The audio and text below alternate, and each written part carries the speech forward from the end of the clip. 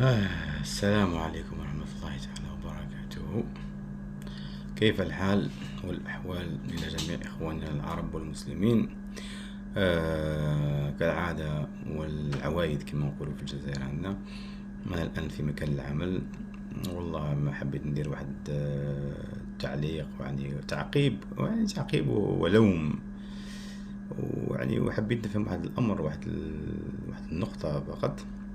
علاش الفنانين المصريين حاشا فئة قليلة، علاش رخاص لهذه الدرجة، وعلاش دايما يركبوا الموجة ضد ما هو جميل للشعب، ولا ضد ما هو مفيد للشعب. كما حاليا جل الفنانين يخرجوا بتصريحات ضد نظام الطيبات المرحوم رحمة الله عليه الدكتور العوضي.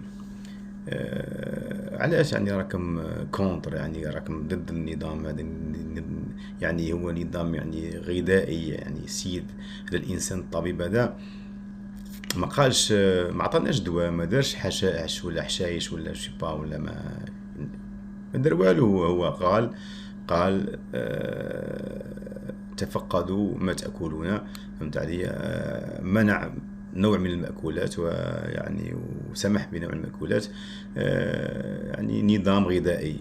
ما قالش ما ابتكر دواء، ما مد دواء بديل او شيء من هذا القبيل.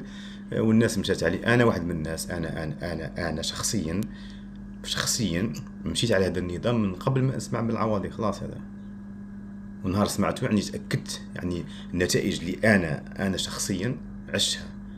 حبست الحليب، حبست السكريات، المشروبات الغازية،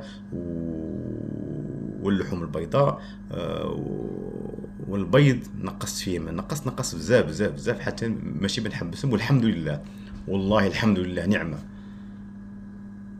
علاش الإنسان، علاش تحاربوا في الإنسان؟ ما تحاربوا فيه كي كان حي، واحد ما قدر يقيم عليه الحجة، لأنه عنده نتائج فعلية، ونتائج صحيحة جدا ميدانية.